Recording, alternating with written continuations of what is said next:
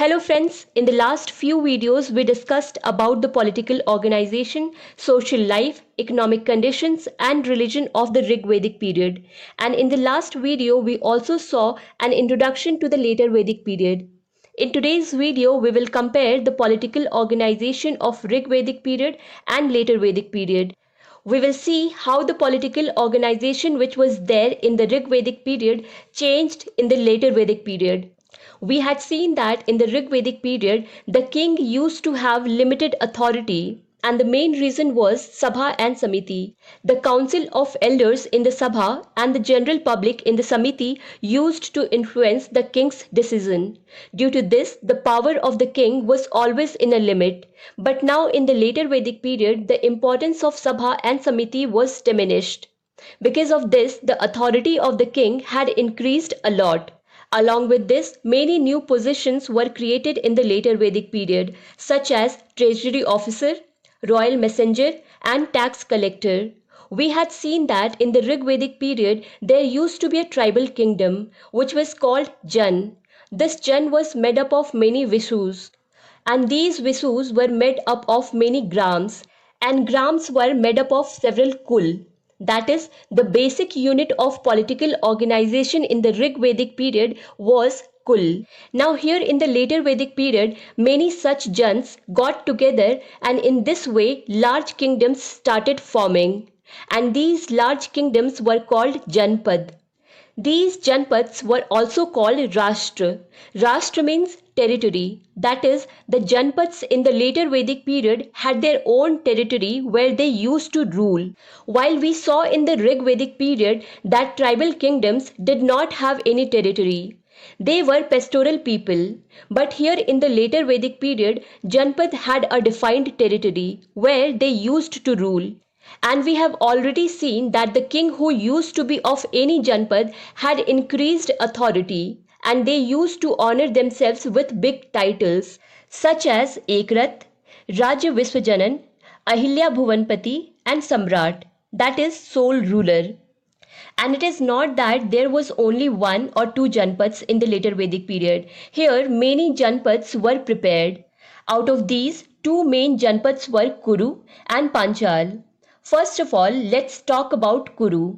While reading Rig Vedic period, we talked about two tribal kingdoms, Puru and Bharat. In later Vedic period, these two tribal kingdoms got united and together became Kuru. This territory was called Kurukshetra, that is, the land of Kurus. They lived in the upper Doab region. That is, these people went up the fringes of the Doab, and this region itself was called Kurukshetra. The names of Parikshit and Janmejay are taken in the big rulers of Kuru Janpad. Apart from this, if we talk about Panchal, the name of Pravahana Javali is taken among the big rulers of Panchal. He was patron of learning. That is, he used to encourage learning and also used to give financial support to it. Later, Kurus and Panchal also got together and they occupied Delhi and upper and middle parts of Ganga-Jamuna divide. And their capital became Hastinapur. Hastinapur is near Meerut, but a time came that these kingdoms collapsed. And some of the remaining Janpads started becoming big kingdoms, such as Kasi, Kaushal and Videha. The name of Ajatsatru is taken in the big rulers of Kasi. Janak is named in the big rulers of Videha, whose capital was Mithila. But it is not that only Janpad used to exist in the later Vedic period. At that time, there were also some tribal kingdoms. Their names were Magad, Ang and Vang. These three were the easternmost tribal kingdoms, and the kings of Janpad used to perform many rituals and sacrifices to continuously improve and strengthen their position. For example, Rajsuya Yagya, which used to be a consecration ceremony, means it was declared that from now onwards he would be the king. Generally, during succession, this yagya was performed when the king made his son the king. Apart from this, Ashwamedh Yagya was also performed in the later Vedic period, in which a horse was left free and whatever land it covered by running, that place was considered to be the right of the king. And in the end, the horse was killed. And that is why this practice was called horse sacrifice, that is Ashwamedh. It was also a type of yajna.